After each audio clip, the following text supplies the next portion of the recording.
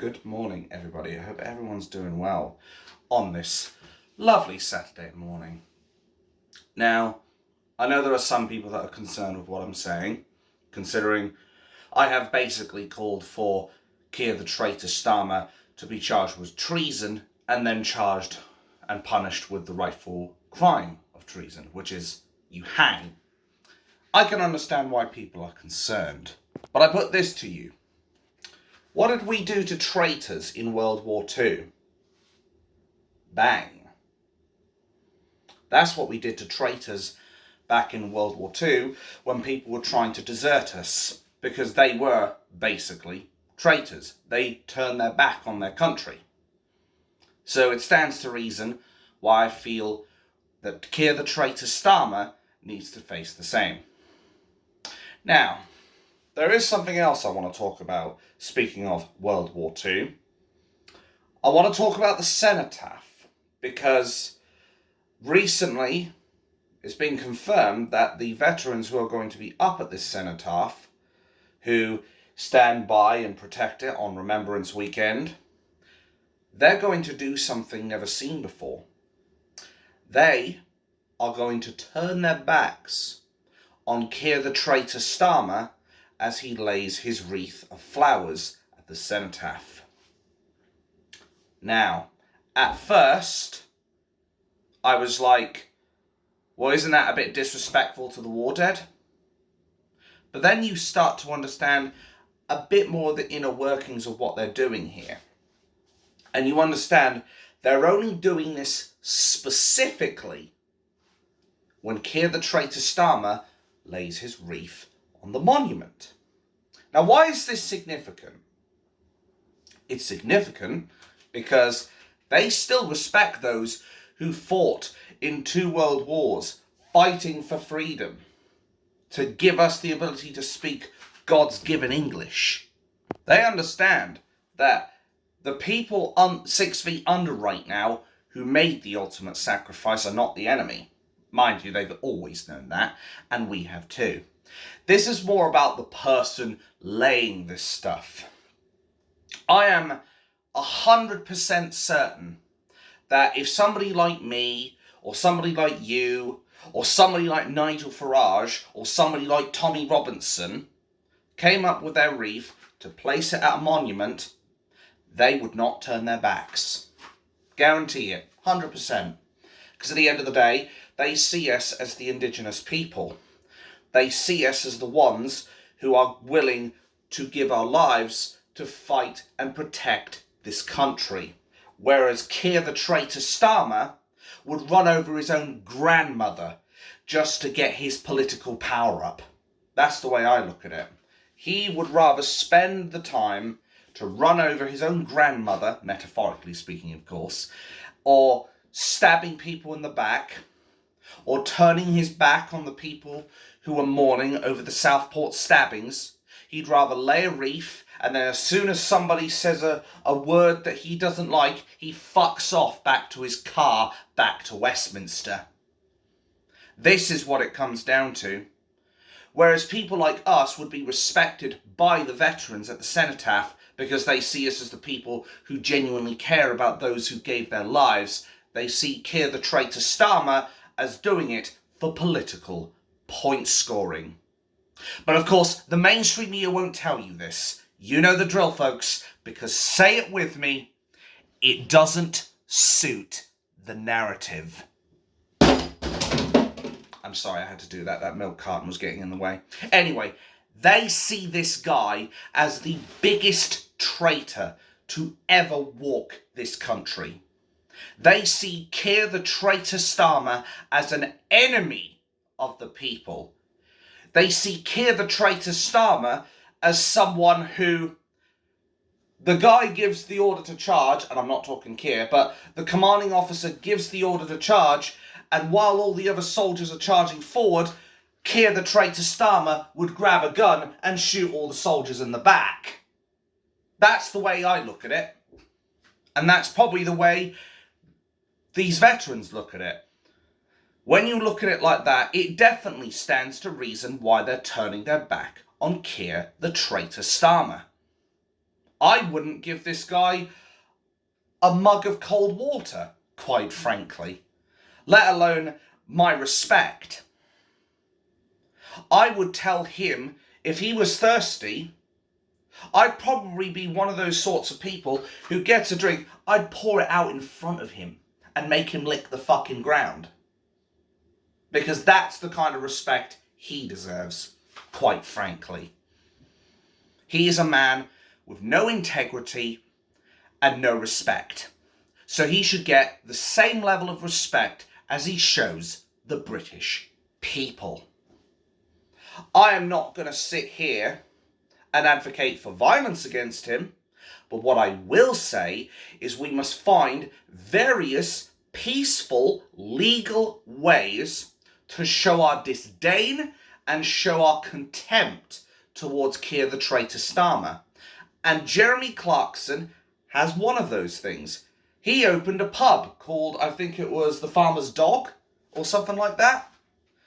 He recently opened a pub up. And on the hall, he's actually got it, Kier the Traitor Starmer is banned from the pub. So he can't walk into it. I think it's brilliant, quite frankly. I've always admired Jeremy Clarkson, even through all his faults and some of his racist remarks. I have been a big admirer of the guy because he talks a load of common sense, and he's, of course, infamous for the meme of, oh no. Anyway, moving on. So, yeah, I've always admired the guy. And frankly, he's quite right to say he's not allowed in that pub because Kier the Traitor Starmer does not represent British people. The only people he probably would represent is the Chinese. That's it. He is a socialist shill. He is a traitor. And as I said before and will say again, we need to bring back the traitor law. The one that Tony the war criminal Blair rescinded before he went and committed his war crimes. We need to bring that back so that we can have him face charges of treason. And if we can't hang the bastard, then we may as well imprison him and make sure that he stays there for the rest of his life. Because he has been a massive danger to the British public. He is a very, very, very dangerous man for this country. He has accomplished in weeks what people like Tony the war criminal Blair couldn't do in years. He has alienated the British public. He has sided with the enemies of the state while continuing to persecute innocent people just because of mean words they've said on the internet. We have our police force. We have our judiciary system who literally have decided that a child rapist is not going to go to jail because the jails are full. I'm going to repeat that for you so you can just understand how serious this is. There was a man who's been found guilty of being a child rapist that has effectively been spared jail time because the prisons are full. Bearing in mind, Kier the Traitor Starmer released thousands of dangerous criminals, i.e. violent crimes, rapists, murderers, robbers, etc., etc. You can't house one person who's a child rapist? I call bullshit on that one, matey. Oh, but you know what they've got plenty of room for? Far-right, violent football hooligan thugs and lockdown protesters and rioters of those riots that took place across the country. They've got plenty of room for them. Please make that make sense, Kier the Traitor Starmer. I don't think you understand just how hated you really are. It's like Sadiq Khan went up onto a podium and said, I'm the most hated man in the country. And Kier the Traitor Starmer was like, hold my beer, before I chuck it on the floor. Anyway, he was like, hold my beer, and I will deal with this, and I will become the most hated man in Britain. So Jeremy Clarkson showed him up. The veterans are going to show him up when he tries to go up to the cenotaph. And even the king himself has shown up Kier the Traitor Starmer. King Charles did what Kier the Traitor Starmer does not have the balls to do, whether up here or down there, or in my case, both. The only complaint I'll have of King Charles is that he should have done this a lot sooner. Though in his defence, with the riots going on, I suppose it wouldn't be too healthy for King Charles to risk his life to try and give his sympathy and support for the kids. But it doesn't change the fact that he could have done this a bit earlier. But what I will say is that he went out of his way. He didn't go into this town of Southport with a jovial look on his face. But he was there in good spirits, shall we say. He was there in good spirits to offer condolences, to offer sympathy, to shake people's hands, to wave to the crowds, and to offer his sympathies for the families who lost their kids. He actually did what Kier the Traitor Starmer should have done. But we all know that Kier the Traitor Starmer is a socialist prick who only serves himself, because Kier the Traitor Starmer only cares for Kier the Traitor Starmer. That's what it comes down to at the end of the day. King Charles didn't even have to say a word about Traitor Starmer, because it's like turning a page of a book and seeing a bright future. It's literally like you got on one page, Kier the Traitor Starmer, lifeless, soulless, emotionless, and looks like he's there as a matter of, alright, let's get this fucking shit over so I can get back to down Downing Street and continue fucking over the country. And then on the other page, you have King Charles giving people hope, offering condolences, showing people that the king cares about his people, unlike Kier the Traitor Starmer. I don't think I could describe it in any other way, quite frankly. I think Kier has really, really shown more than just his true colours. He's just shown how lifeless that fucker could be. He makes the ceilings, the walls, and everything around me look vibrant. The man lacks any emotion. But he's more than willing to say, I will throw the full force of the law against far-right people who are merely just concerned parents and concerned patriots, and a lot of them are being attacked by the police, are being attacked by the system. Even though in most cases, not all, because there were some people who were genuinely guilty of violent disorder, but the vast majority of those people were protesting because they were angry, they were upset, they wanted action against illegal immigration, and of course radical Islam, and they wanted protection for their children, which is something the mainstream media are very reluctant to tell the truth on. They're not there because they wanted to commit thuggery and violence, which I actively condemn. They were there because they wanted an answer from their traitorous Prime Minister of what are they going to do to deal with this problem. And right now they've done sweet fuck all about the problems. Kier the Traitor Starmer has proven in the last 3-4 weeks he is 100% not fit for office.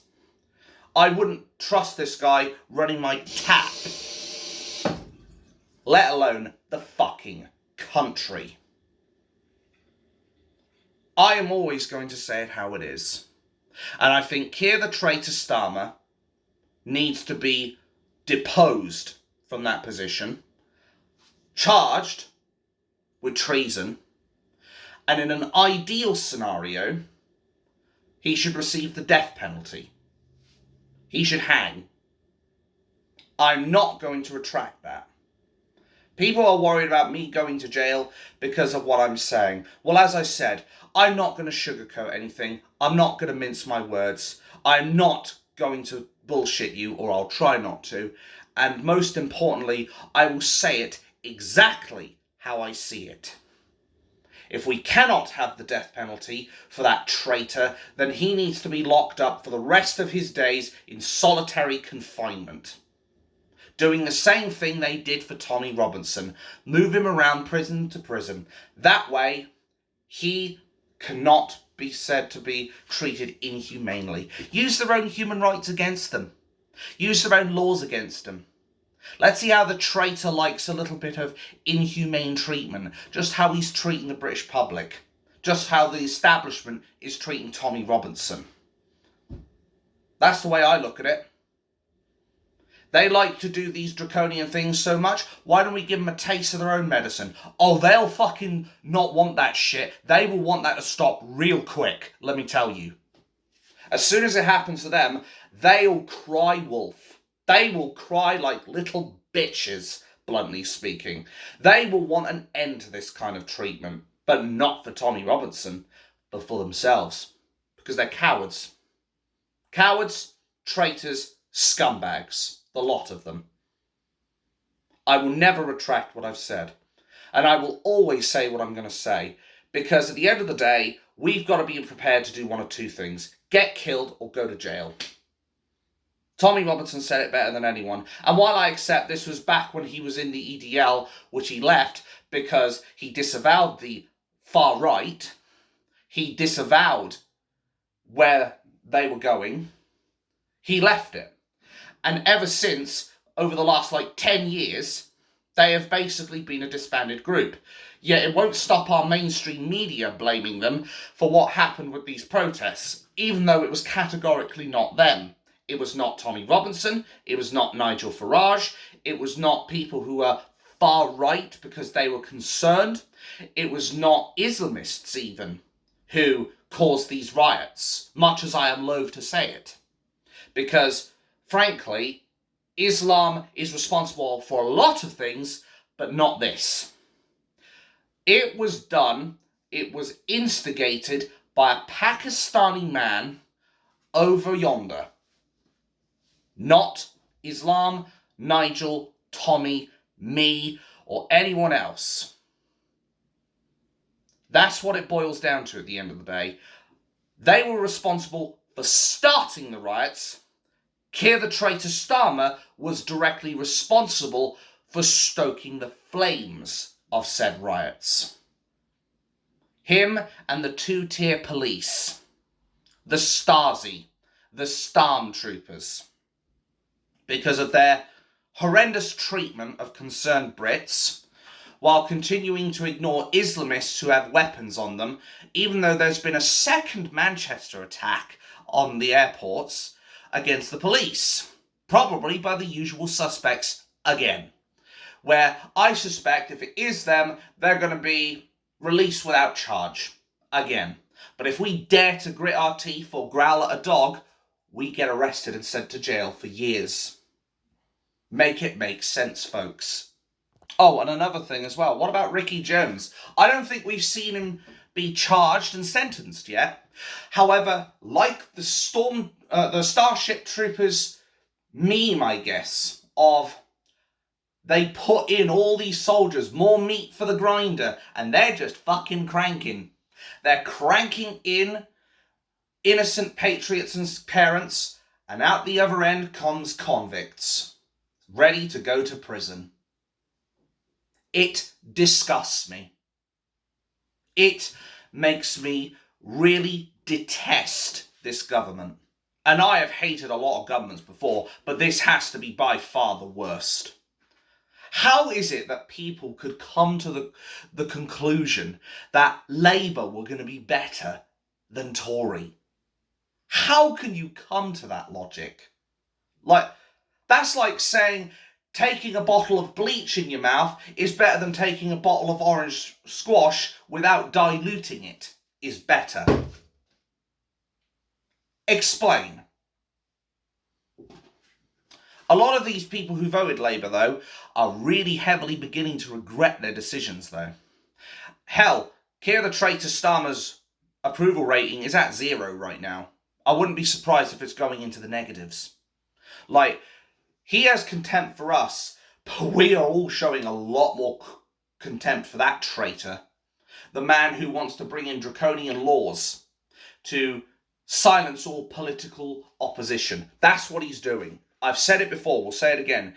He is trying to silence all of his political opponents to stop them from being able to have a platform to debate his opinions and his laws and what have you. That is unequivocal, undeniable fascism. The very thing the left wing uses the legendary art of projection for. They love to project that we're the fascists and the Nazi scum. Who are the real Nazis here, though? Who are the real Nazis and the fascists who are trying to silence their opponents? Who are the people that are going out of their way to libelously slander ordinary people as far right? I think that needs no explanation. I think I'll leave it to you lot to decide on that one. You're all pretty much smart enough, I'd like to think. But it doesn't matter what I think or we think. Kier the Traitor Starmer is always going to do what Kier the Traitor Starmer wants to do. There's only one way to get rid of him, peacefully. And that is through a vote of no confidence now. We don't have 5 years to wait. I've said it before about Richard Inman and all that shit, and I'll say it here again. I don't think we even got 6 months now, quite frankly. I think the fact that he is trying to fast track us back into the EU should scare you and scare me. Because if we get back into the EU, they're practically going to get a whole bunch of chains and wrap them right around us and make sure we can't get away again. Guarantee it. It's probably why they reduced the army size that we have. So we can go over to the EU and then sign up to them. So we don't need to worry about having an army. Because it'll be one state, one army, one jurisdiction. That's Kier the Traitor Starmer's ultimate plan. And probably Tony Blair's as well. Because remember, those two are in close connection with one another. They're in cahoots with each other, quite frankly. I am worried for this. I think we have literally only got like 3 months now, 6 tops, to resolve this. I really do. I really mean that. Unlike some people who read off a script or read their notes, though to be fair, some of them read notes because they can forget a lot of things. Even I'm forgetful. But I'll tell you this much. The vast majority of what I say is off the cuff and my true opinions and my true feelings on the matter. That's the way I look at it. So they can't say, I'm not a man of my word, or I'm not a man of conviction. Maybe about to have convictions, but hey ho. Anyway, I'm not a man who has no convictions. I'm a man who says it how it is, doesn't sugarcoat anything, doesn't mince his words, tries his best not to bullshit you, and I will stand by every fucking thing that I've said. And I am never going to plead guilty to the crime of free speech. I am never going to plead guilty to something that isn't effectively a crime. The only time I am going to plead guilty to anything is if I am genuinely inciting violence or terrorism. I have never called for either of them. I've said Kier the Traitor Starmer needs to be hung from the gallows after being charged with treason, but I'm saying this as part of a legal process back when treason was a crime and you could be hung for it. I'm saying we need to go through the legal route of charging him with treason before hanging him. There's a very big difference. Much like capital punishment in America, how, for example, if somebody's guilty of multiple murders and they deem this person too much of a threat to live, they'll put them on death row. And criticize the process if you must, but some of these people do end up getting executed. And as such, they get put on a chair and electrocuted, or they get put on a rack and they get a lethal injection, or they get gassed, or whatever. But at least it categorically deals with a cancer of society. At least it means, in America, the taxpayer doesn't have to house that prick anymore. That's why I say we need to charge Kier the Traitor Starmer with treason, bring back the traitor law, charge him with treason, and hang him. If he is guilty, which he most definitely will be, let me tell you, then you can give him the death penalty and hang him from the gallows. They did the same thing with Saddam Hussein, and that was, back in the 2000s or something? They hung him. But not Kier the Traitor Starmer, apparently. I think there needs to be action taken. And I've said this about Richard Inman in the last video, I'll say it here again. We need to stop the spiritual bullshit, bluntly speaking. Now, I know we don't have to sign up to the Christian values and what have you. I understand the Christian values. I don't like the idea of believing in Jesus Christ, personally. I do believe there is a man or woman upstairs who overrules us all. I don't know if that makes me agnostic or something, but I do believe there was someone who had to create us. I usually just label them as the creator. But I think we need to stop with the spiritual nonsense and say we're on the side of angels, this is a spiritual battle. No, it's not a spiritual battle anymore, matey. We are literally fighting a physical battle right now. Who would have thought the next civil war would be in 2024 or 2025 at the latest, with a traitor of a man who is basically going to stop at nothing before he sees this island dragged 20,000 leagues under the sea? Who would have thought it in this day and age? A man who would rather prioritise protecting the enemies who want to kill us, rather than protect the people, every single one of them, that he is meant to protect. That does make him an unequivocal traitor. He goes against the standard beliefs and duty of the Prime Minister. He is a scumbag. And I will always call Kier the Traitor Starmer a traitor at the end of the day. There's now a documentary that's going to be coming out from Tommy Robinson as well, basically showcasing the two-tier policing judicial system and the political prisoners. The whole world's going to see it. And already Kier the Traitor Starmer has worldwide condemnation from a lot of leaders in their own respective countries, including Italy and Argentina. People we went to fucking war against. Even Germany is siding with the people against this dictator. Or maybe I was right first time. They're siding against him. I don't think there's been a single Prime Minister in our history that has been so universally hated as Kier the Traitor Starmer. I don't think Anjem Choudhury, who was a prolific hate preacher and terrorist organiser for Islam, is as hated as Kier the Traitor Starmer. And that really says something. That really fucking says something. It really, really says something when we are willing to hold people. I mean, we're not going to hold him in praise because obviously we hate the scumbag. But we could see, on a scale of people who are hated, we could probably see Anjem Choudhury is lower on the board than Kier the Traitor Starmer. That's the world we live in, folks. Batshit bonkers Britain. as Katie Hopkins would put it. I am worried. I'm very, very fucking worried about this country. And here's the thing as well. Nick Ferrari and a lot of other NPCs want to come out, and the mainstream media, of course, they want to label us who are having these immigration protests and these protests in what happened in Southport, Manchester, Plymouth, Stoke-on-Trent, etc., etc.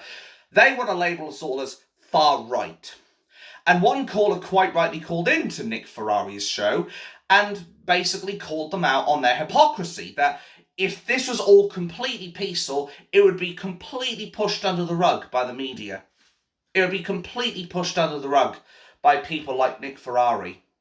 But the moment it even gets slightly hairy, oh, look at this, far-right racists and protesters. Like, it's ridiculous.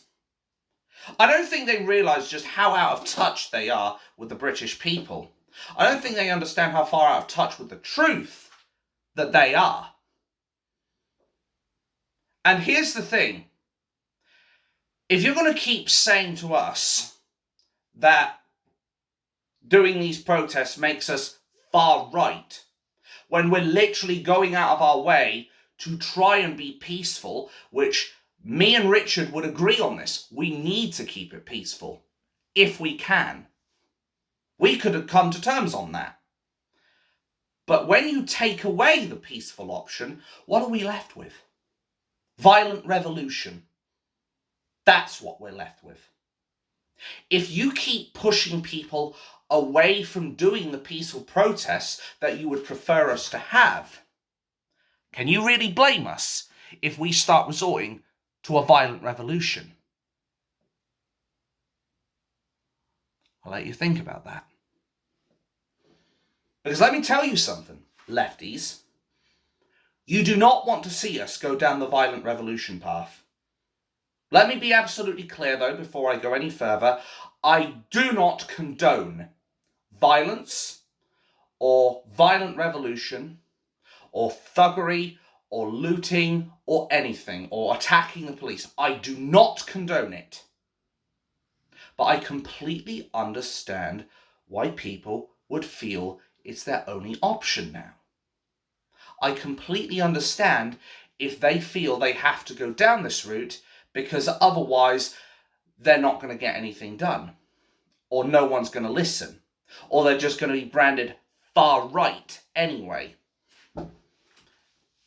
The only real far right there is Islam.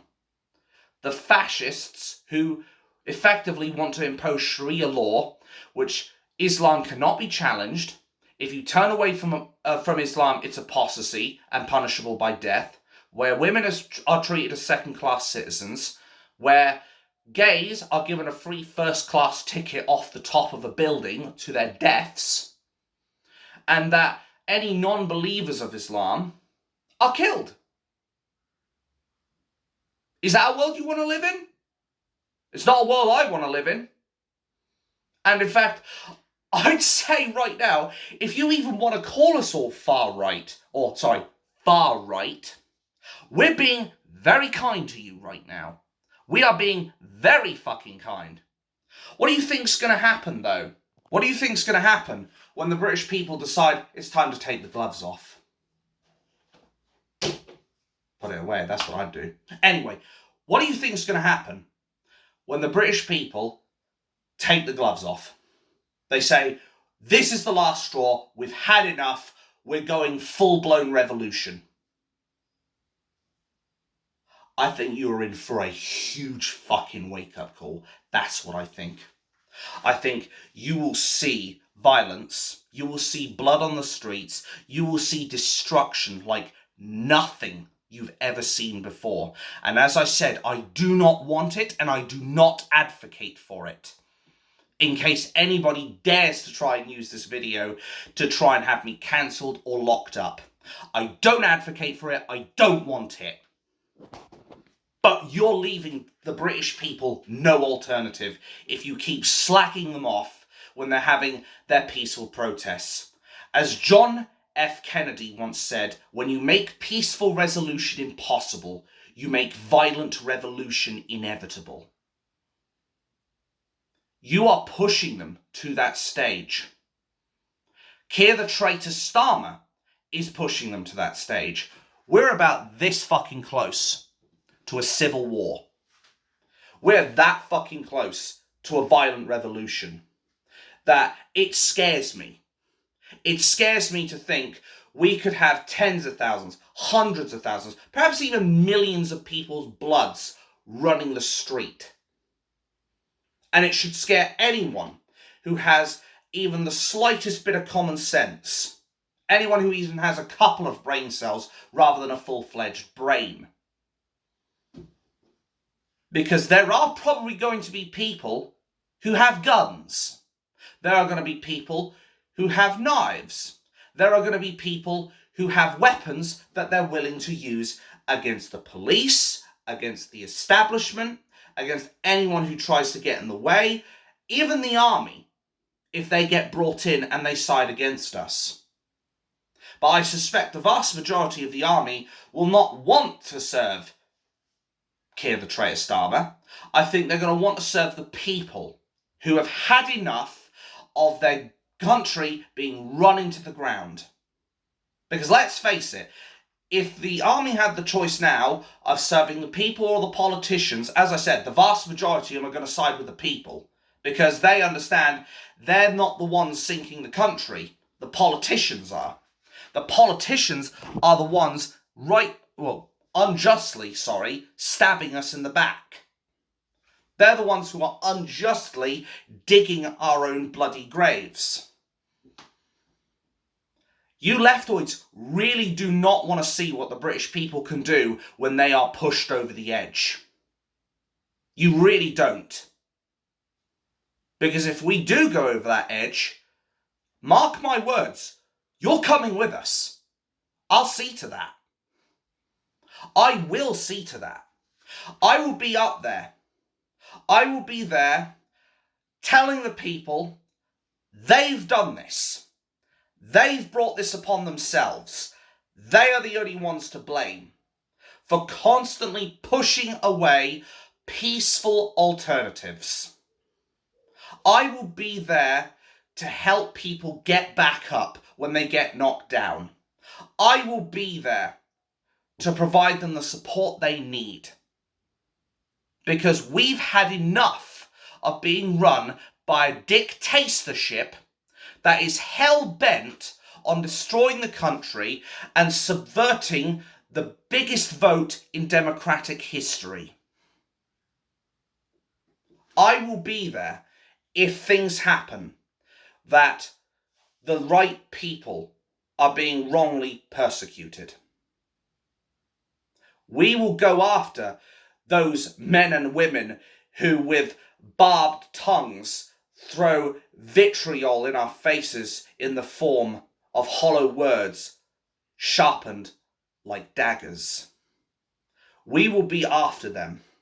We will bring them to justice, and they will feel the full force of the law and the judicial system, just like they used with us for crimes never committed or crimes that we're being wrongly persecuted on. Kier has a lot to answer for.